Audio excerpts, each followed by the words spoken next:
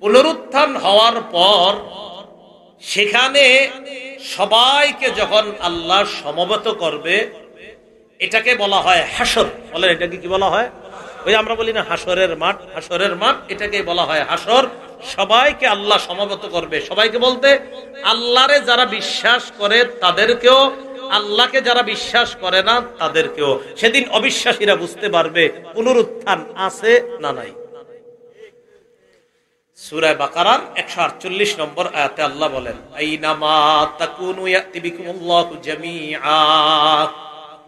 আহরে দুনিয়ার মধ্যে অনেকে বলে যায়, আমি মারা যাওয়ার পর আমার দেহটা অমুক জায়গায় দান করে দিবা, আমার চোখ দান করে দিবা, আমার কান দান করে দিবা, আমার কণ্ঠটা দান করে দিবা। এরা যারা এইগুলা বলে, যদি আল্লাহ বিশ্বাস না করে সূরা বাকারার 148 নম্বর আয়াতের অনুবাদ শোনায় দিবেন, আইনামা তাকুনু, যেখানেই থাকো, ইয়াতি বিকুমুল্লাহু জামিআ, তোমাদের সকলকে আল্লাহ কিয়ামতের ময়দানে জমা করবে। আল্লাহ মানো তাও জমা করবে, আল্লাহরে না মানো তাও কিয়ামতের মাঠে তোমারে উপস্থিত করবে। আইনামা তাকুনু, যেখানে থাকো, পালানোর কোনো সুযোগ নাই। সূরা কাহফের 47 নম্বর আয়াতে কি বলে দেখেন, ওয়া হাশারনাহুম ফালাম নুগাদির মিনহুম আহাদা। আমি তাদের সকলকে সমবেত করব। আল্লাহ বলেন একটাকেও ছাড়বো না, একটাকেও ছাড়বো না। দেখছেন কথাটা, রব বলতেছে ফালাম নুগাদির মিনহুম, একজনকেও আমি ছাড়বো না, সবগুলারে জমা করব। এজন্য দুনিয়াতে হক মেনে নেন, হক মেনে নেওয়ার মধ্যেই সফলতা। হক মেনে না নেওয়া, এটার নাম ব্যর্থতা, আর সেই চূড়ান্ত ব্যর্থতা হবে হাসরের ময়দানে। হক মেনে নেন, হক মেনে নেন। হুজুর জান্নাত জাহান্নাম যে আছে কেমনে বিশ্বাস করবো? আজকে মইরা যান, এরপরে বুঝেন। এটাই সহজ জবাব। কেমনে বিশ্বাস করি জান্নাত জাহান্নাম আছে? মরেন, মরলে দেখবেন আছে না তাই, সোজা জবাব। তো আল্লাহ পাক রব্বুল আলামিন সূরা হুদের 103 নম্বর আয়াতে বলেন, যালিকা ইয়াউমুম মাজমুউল লাহুন নাস, এটাই সেই দিন যেই দিন সবাইকে সমবেত করা হবে। ওয়া যালিকা ইয়াউমুম মাশহুদ, সবাইকে সমবেত করার দিন এটা। আল্লাহ পাক রব্বুল আলামিন বলেন, কুল ইন্নাল আউয়ালিনা ওয়াল আখিরিনা লামাজমুউনা ইলা মিকাতি ইয়াউমিন মালুম। সূরা ওয়াকিয়া আপনারা অনেকেই পড়েন, 49 নম্বর আয়াতে আল্লাহ বলেন, নবী আপনি বলেন, ইন্নাল আউয়ালিনা, শুরুতে যারা, ওয়াল আখিরিন, পূর্বাপর সকলকে, লামাজমুউনা, একত্রিত করা হবে, ইলা মিকাতি ইয়াউমিন মালুম, পুনরুত্থান দিবসের পর। পুনরুত্থান করার পর যে দিবসটা হবে, নির্দিষ্ট একটা দিবস, কিয়ামতের মাঠ, সেদিন সবাইকে সমবেত করা হবে। রাসূলুল্লাহ সাল্লাল্লাহু আলাইহি সাল্লাম বলেন, সমবেত করার পর কি হবে?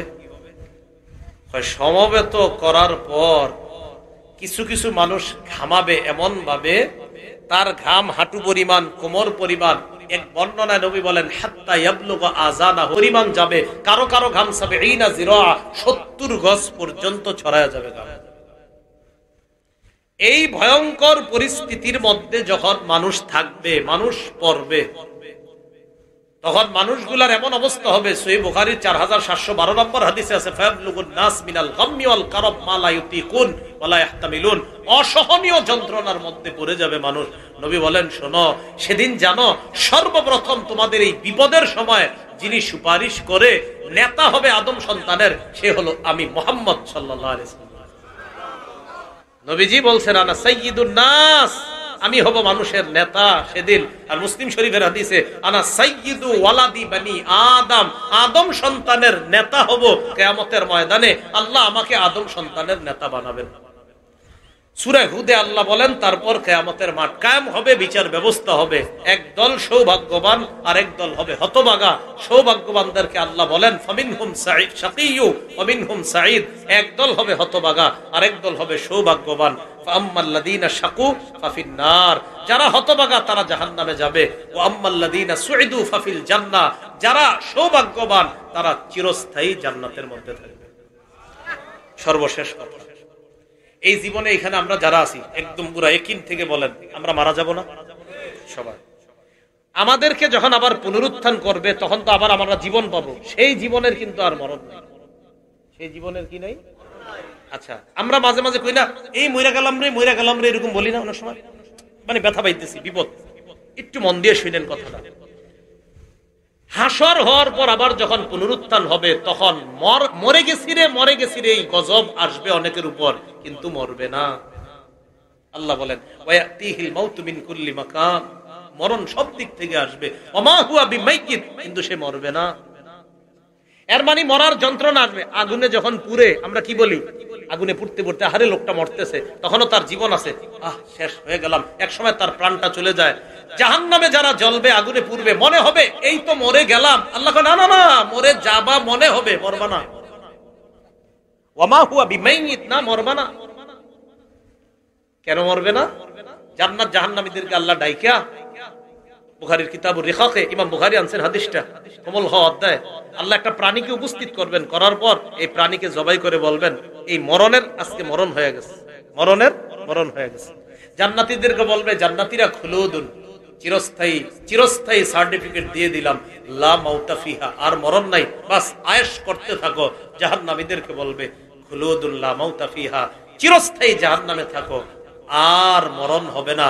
মরণ তোমাদের কাছে আসবে চারদিক থেকে, কিন্তু মরণ হবে না। মনে হবে তুমি শেষ হয়ে যাচ্ছ এমন মনে হবে, কিন্তু মরবা না। আল্লাহ বলে কুল্লামা নাদিজাত জুলুদুহুম, তাদের চামড়াগুলো যখন জ্বলে সিদ্ধ হয়ে যাবে, বাদদাল্লাহুম জুলুদা, আমি আবার নতুন চামড়া লাগিয়ে দিব। তাহলে বলেন তো, পুনরুত্থানের পর মনে হবে মরণের গজব, মানে মরণের যন্ত্রণা আসবে, মরবে না। তাহলে নবসৃষ্টির আরেক নাম পুনরুত্থান, আরেকটা জীবন। ওই জীবনে কিন্তু আর মরণ নাই। আল্লাহ কয় যারা জাহান্নামী হবে, চারদিক থেকে মরণ তাদেরকে ধরবে, মনে হবে এই মরে গেলাম। আল্লাহ কয় না, উমা হুয়া বিমাইয়িত, মরবা না। তাহলে পুনরুত্থানের পর আর কোনো মরণ নাই। এই কথাটা মাথায় রাখবো যে মরণ একবারই হবে। তাই আমার আপনার মরণটা যেন ঈমানের সাথে হয়, সৌভাগ্যবান হয়ে যেন আমরা জান্নাতি হতে পারি। আল্লাহ তৌফিক দান।